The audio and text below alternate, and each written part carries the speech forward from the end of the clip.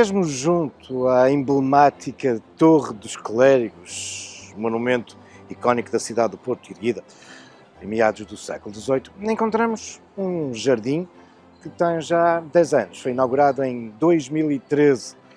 Resulta de um projeto do arquiteto Pedro Palonas, que aqui, em 4.500 metros, em grande parte relevado, plantou 50 oliveiras. Boa verdade, elas foram transplantadas, vindas do Alentejo. E por isso, o Jardim das Oliveiras, embora muitos portuenses a designem como o Olival. E sim, não deixa de ser um olival, um conjunto de oliveiras, mas há outros motivos históricos para esta designação que os portuenses dão a este jardim. Importa também sublinhar que estamos num dos lugares mais concorridos da cidade. Este jardim, afinal, liga-nos àqueles que são os dois monumentos nos nossos dias mais visitados pelos turistas, e não só. A Torre dos Clérigos e, no outro extremo do jardim, a Livraria Lelo. Cerca de 1.200.000 pessoas passam anualmente por estes dois monumentos.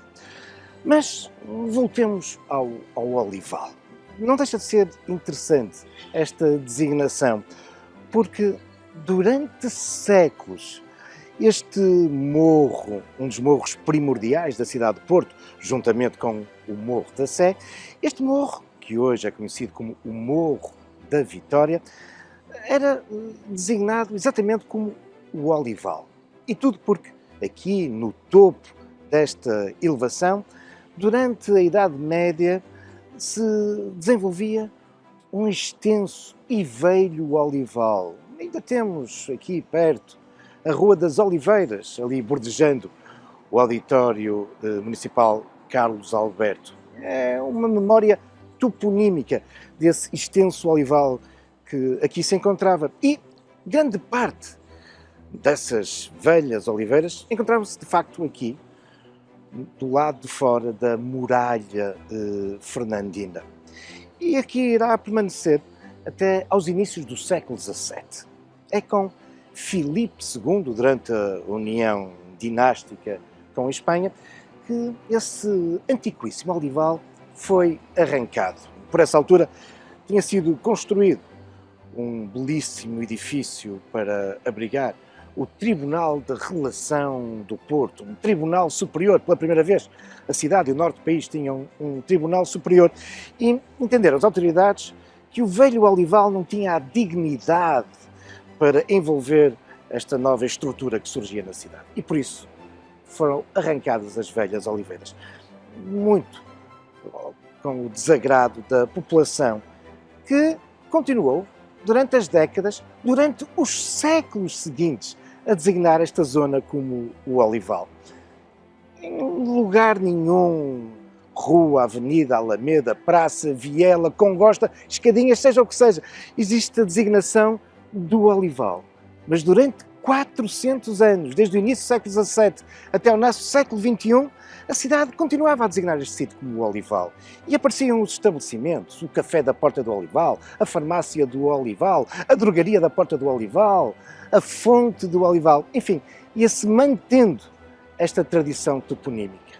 E por isso, não deixa de ser interessante que 400 anos de resistência depois, no início do século XXI, em 2013, de novo, o Porto ganhou o seu olival. Mas, a esse propósito, não deixa de ser interessante a percebermos, afinal, que existem muitos outros jardins na cidade que mantêm, por vontade popular, a sua designação antiga, apesar de há muito terem outro nome. São muitos os exemplos. Olhem, um fica mesmo aqui ao lado, na Cordoaria, que afinal não se chama Cordoaria.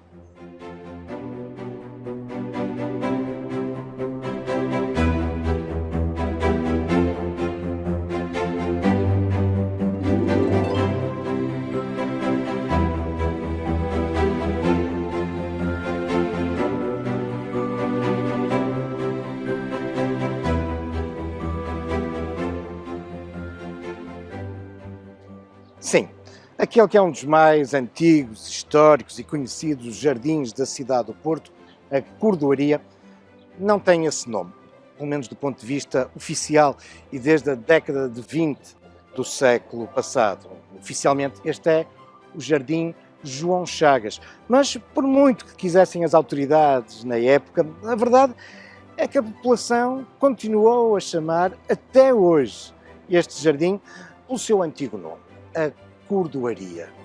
Uma designação interessante e que nos remete, obviamente, para uma antiga atividade dos cordoeiros. Os cordoeiros que produziam o cordoame, as cordas fundamentais para as embarcações, e não só, mas que a partir dos finais da Idade Média, com o desenvolvimento dos estaleiros nas margens do Rio Douro e ocupando as extensas praias onde os cordoeiros esticavam, torciam as cordas, viam-se impossibilitados de usar esses espaços e tiveram que encontrar uma alternativa. E encontraram aqui, neste planalto, um sítio amplo, plano e também por isso propício para a produção do cordoame. E da presença dos cordoeiros nasce a designação da cordoaria, que irá caracterizar os séculos seguintes. Mas já depois dos cordoeiros terem abandonado este espaço, o nome ficou. E quando em 1865 foi criado aqui um jardim concebido por Emílio David, esse arquiteto paisagista que tinha vindo conceber também e dirigir os jardins do Palácio de Cristal, quando surge aqui este jardim romântico, o nome que lhe foi dado foi, com efeito, o da Cordoaria.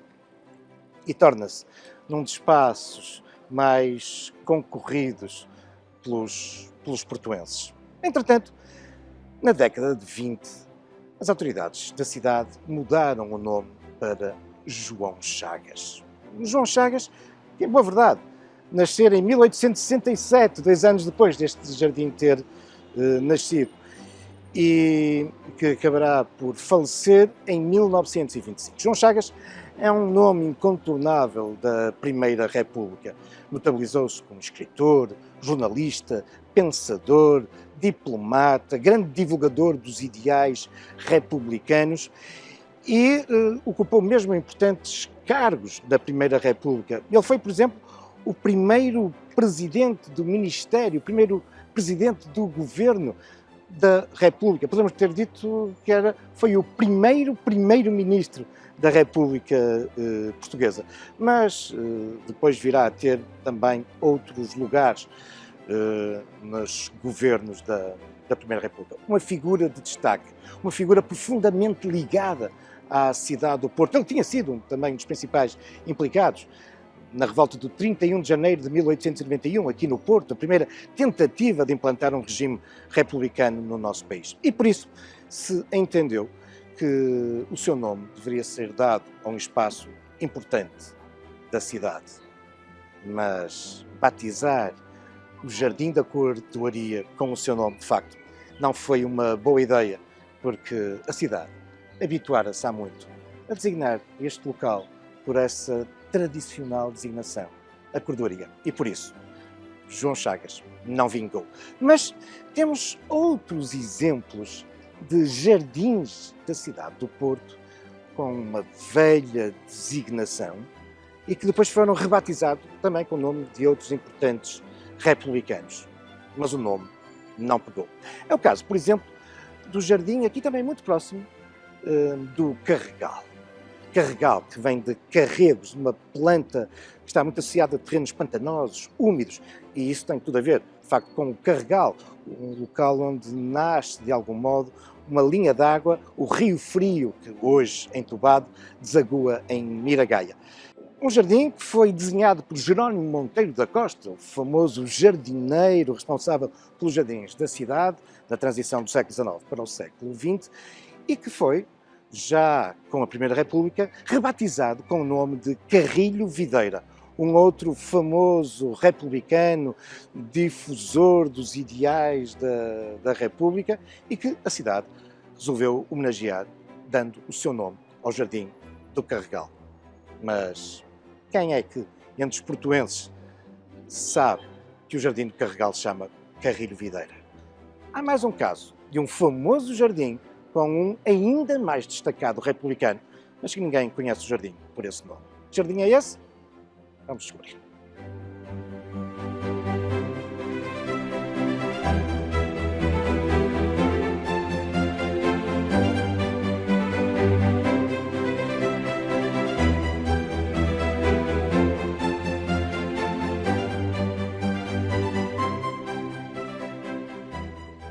Estamos agora no Jardim da Praça da República. Uma praça que, em boa verdade, durante muito tempo tinha uma outra e arraigada designação. Este era o Campo de Santo Vídeo.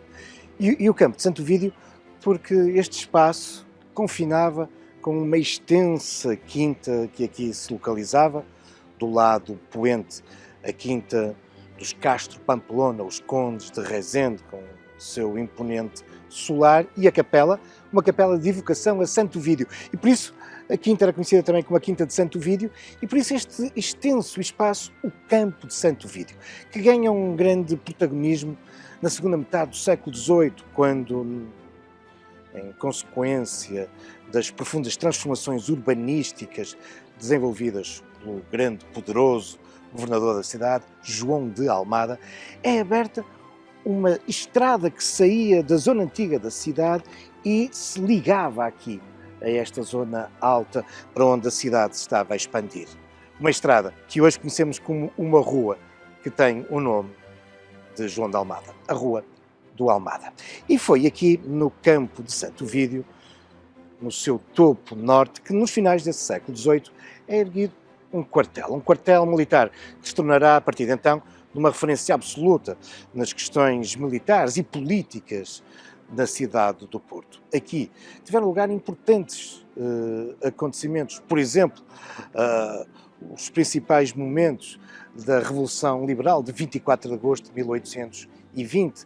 Por exemplo, também é aqui que em parte se reúnem as tropas dessa tentativa falhada, a 31 de janeiro de 1891, como já há pouco referimos, de implantar o regime republicano no nosso país. E é exatamente a Primeira República, recordando esses momentos pioneiros do Porto na defesa de um regime republicano, é a Primeira República que então vai alterar a designação de Campo de Santo Vídeo, que até aí tinha este espaço, para a Praça da República. No início do século XX já aqui existia um jardim, mas durante muito tempo o Campo de Santo Vídeo, agora Praça da República, tinha tido também uma função militar. Era aqui, em frente ao quartel, que os soldados se treinavam, aqui se formavam paradas e por isso tinha esta função militar que, como vos dizia, depois vai perder com o aparecimento deste jardim. O Jardim do Campo de Santo Vídeo, o Jardim da Praça da República. Mas não é o Jardim da Praça da República. É assim que todos os portuenses o designam, mas também aqui temos uma outra designação oficial, em boa verdade, desconhecida da generalidade dos habitantes da cidade. Este é o Jardim Teófilo Braga. Sim, também aqui temos uma referência a uma figura proeminente da Primeira República. Neste caso, um famoso pensador republicano, um homem que se tinha evidenciado, apesar de formado e doutorado em Direito pela Universidade de Coimbra, depois tinha-se, distinguido enquanto sociólogo, também filósofo, filólogo, e aliás é exatamente ligado à literatura que ele se vai tornar professor na Universidade de Lisboa. Mas vai-se também evidenciar, de facto, como um pensador, como um político ligado ao movimento republicano. Estamos a falar daquele que é o segundo presidente da República Portuguesa, Teófilo Braga. Sim, estamos no Jardim Teófilo Braga e não no Jardim da Praça da República.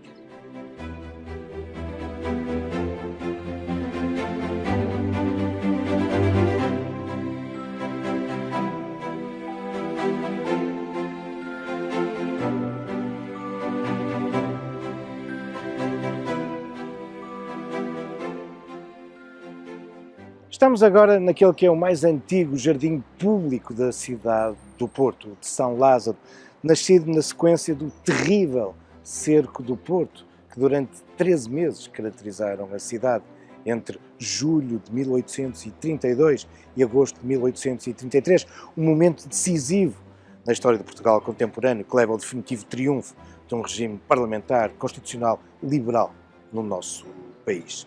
Mas foi um ano de enorme sacrifício por parte dos habitantes da cidade. E o rei Dom Pedro IV, que dentro da cidade tinha suportado com os seus homens e a população da cidade esse cerco das tropas do seu irmão Dom Miguel, Dom Pedro, dizia-vos, vai procurar compensar a cidade de diversas formas e as mulheres do Porto, ele vai tentar compensá-las das agruras que tinham passado, oferecendo-lhes um jardim, aquele que será o primeiro jardim público da cidade, como vos dizia, este de São Lázaro, um jardim romântico, todo ele vedado.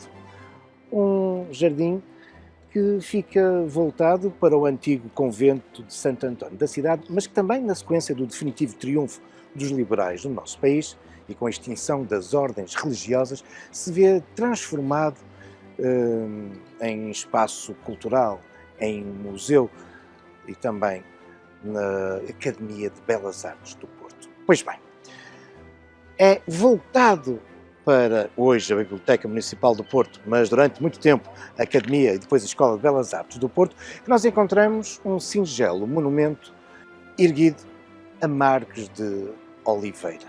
E pode ser surpreendente, mas a designação deste jardim não é Jardim de São Lázaro. Há muito que ele é exatamente o Jardim Marques de Oliveira. Um nome incontornável na história da pintura portuguesa, na passagem do século XIX para o século XX. Marques de Oliveira, que frequentou aqui a Academia Portuense de Belas Artes a partir de 1864, foi depois para França, onde irá permanecer durante longos anos, na companhia do seu amigo Silva Porto, que se encontra também aqui representado no jardim. Ambos serão os responsáveis, também fruto das influências que vão ter em França, mas também pelas viagens que vão fazer na Bélgica, nos Países Baixos, em Inglaterra, em Itália, são eles os responsáveis pela introdução entre nós do naturalismo.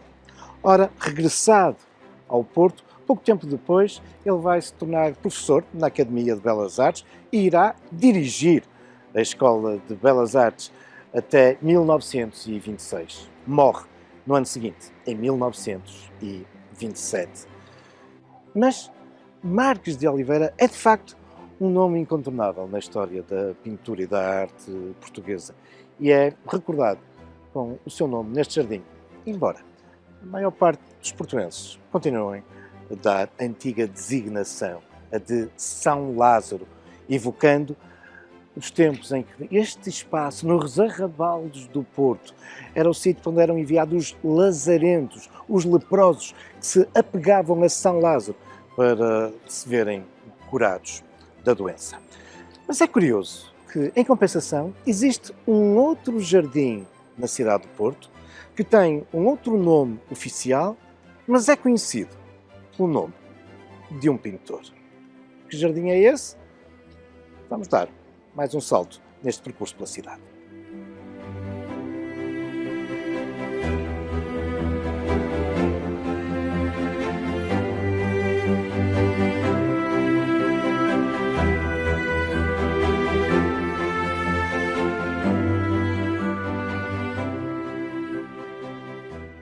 Sim, encontramos-nos agora num outro jardim que evoca o nome de um pintor. Um dos nomes maiores da pintura em Espanha. Diego Rodríguez de Silva Velázquez. Velázquez, juntamente com El Greco, com Picasso, Dalí e Goya, são os 5 magníficos pintores espanhóis. Ele nasceu em 1599 em Sevilha e morreu em Madrid em 1660.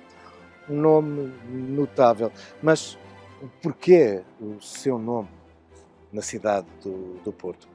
Porque ele era neto de um portuense, Diogo Rodrigues da Silva, que se vai fixar em Sevilha, e aí terá filhos e netos, um dos quais ficará exatamente com o seu nome: Diego, de Diogo, Rodrigues, de Rodrigo, da Silva, Velázquez, que era o nome da mãe.